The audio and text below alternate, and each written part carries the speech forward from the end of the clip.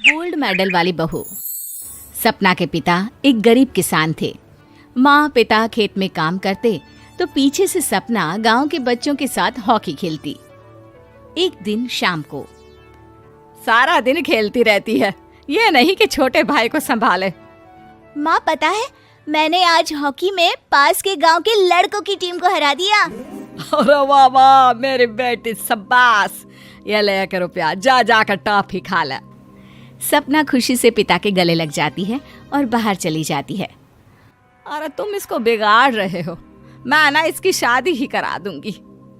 ऐसा कैसे शादी करा देगी? हाँ, अभी तो उम्र खेलने की है। माँ बड़बड़ करती वहां से निकल जाती है। लेकिन शाम को उन लोगों के घर कुछ लोग आते हैं। अरे राम सुखिया, जरा ये तो बतलाओ, सपना के बारे में क्या सोचा है? अरे क्या सोचना है मास्टर जी, पढ़ रही है, जितना पढ़ सकती है पढ़े, फिर शादी करवा देंगे, कोई अच्छा सा गांव का ही लड़का देख लेंगे। अरे तुम तो उसके पिता हो, तुमको कुछ नहीं पता? माँ घबरा जाती है। अरे का मास्टर जी, का पता नहीं, का हो गया? हम तो इनसे पहले ही बोल रहे थे कि लड़की की जात है, संभाल लो। अरे भाभी जी, आप भी ना कभी अच्छा भी सोच लिया करो। अरे सपना क्या खेलती है हॉकी, बड़े से बड़े आदमी भी नहीं जीत पाते हैं उससे। कल गांव में एक टीम आ रही है, लड़कियों की हॉकी खेलने उसे भेज देना, वहां शायद कुछ बात बन जाए। अरे ना ना मास्टर जी, कोई खेल वेल नहीं करवाना हम लोगों को, वो भी शहर के लोगों के साथ तो बिल्कुल भी ना। शहर के लोगों को ना कोई भरोसा नहीं होता मास्टर जी। अरे कैसी बात कर रही हो सपना की माँ, बुरा आदमी तो हर जगह मिल जाएगा, उसके लिए शहर का और गांव का। हाँ हाँ मास्टर जी, हम लोग तैयार हैं, कल आ जाएगी सपना वक्त से। माँ के लाख मना करने पर भी पिता सपना को हॉकी टीम के लिए भेज देते हैं। शाम को सपना वापस आती है, लेकिन लट के मुंह से। और क्या हो गया, मार खाई हो का? कौन मारेगा हमें? कोई मार वार खाकर नहीं आए। अरे फिर शकल पर 12 क्यों बजे हैं, बताओगी? देखो माँ, आप समझोगी नहीं, बताकर फायदा क्या है? अरे बिटिया रानी, हम तो समझेंगे ना, हमें ही बता दे। सपना पापा के गले लग जाती है।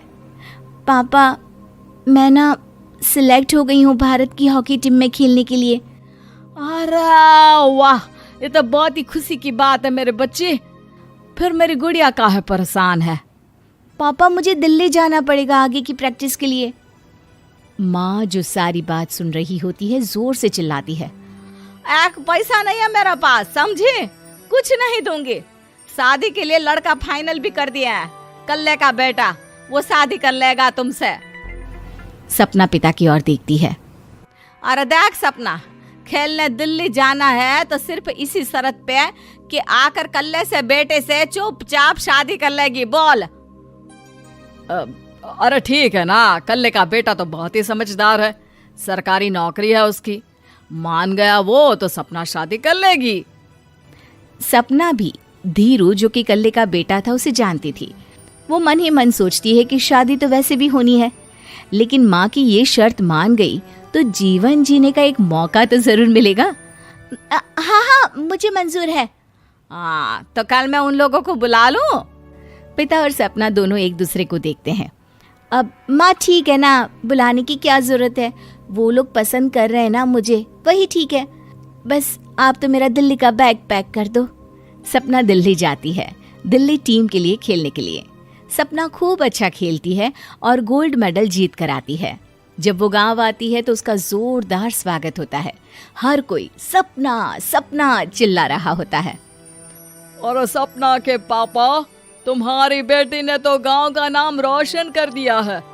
गांव की तरफ से तुम लोगों को गांव में पक्का मकान और सपना को परिषद में पक्की नौकरी देने के लिए हम तैयार हैं। अरे वाह वाह, पक्का मकान, ये तो बहुत अच्छी बात है, लेकिन सपना की नौकरी नहीं चाहिए हमें। हाँ, कैसी बात कर रही हो सपना की माँ? लड़की की नौकरी रहेगी तो अपने पैरों पर खड़ी रहेगी, किसी के आगे झुकने की जरूरत ना पड़ेगी।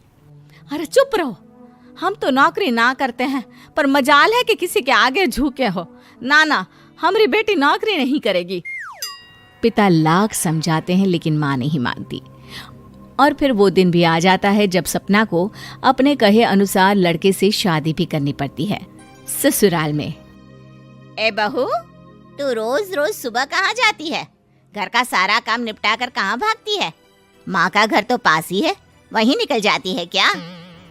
नहीं माँ जी, मैं हॉकी खेलने जाती हूँ, मुझे खेलना पसंद है।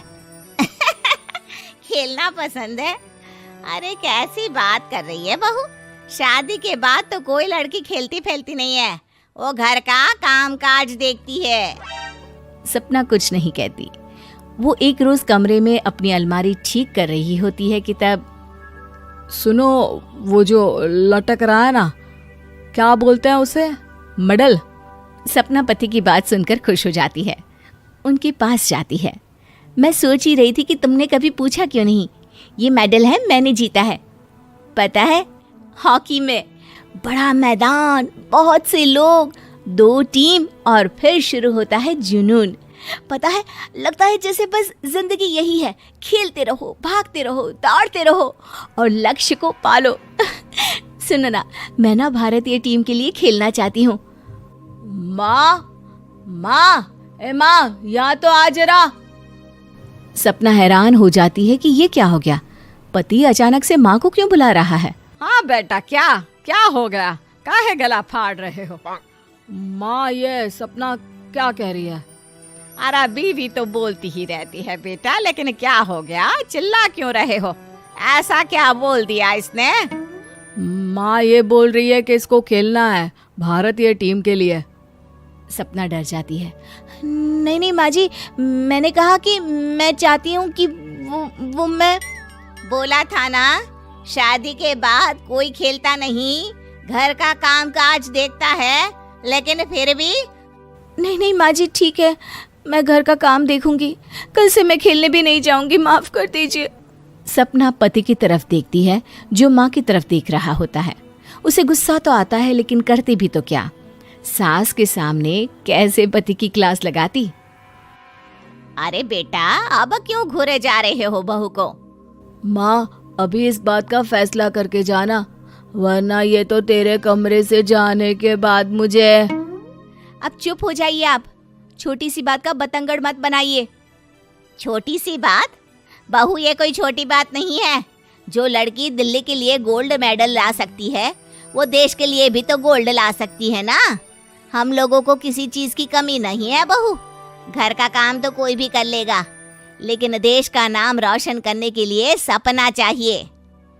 जा बहू, तेरी ट्रेनिंग का सारा इंतजाम तेरे पति ने कर दिया है, जा खेल और देश का नाम रोशन कर। सपना की आंख में आंसू आ जाते हैं। वो सोचती है कि बेटियों को मायके के साथ अगर ससुराल में भी सहयोग मिले तो ऐसा कोई काम नहीं जो वो नहीं कर सकती है। वीडियो देखने के लिए मेरे चैनल को सब्सक्राइब करिए और ढेर सारा प्यार दीजिए।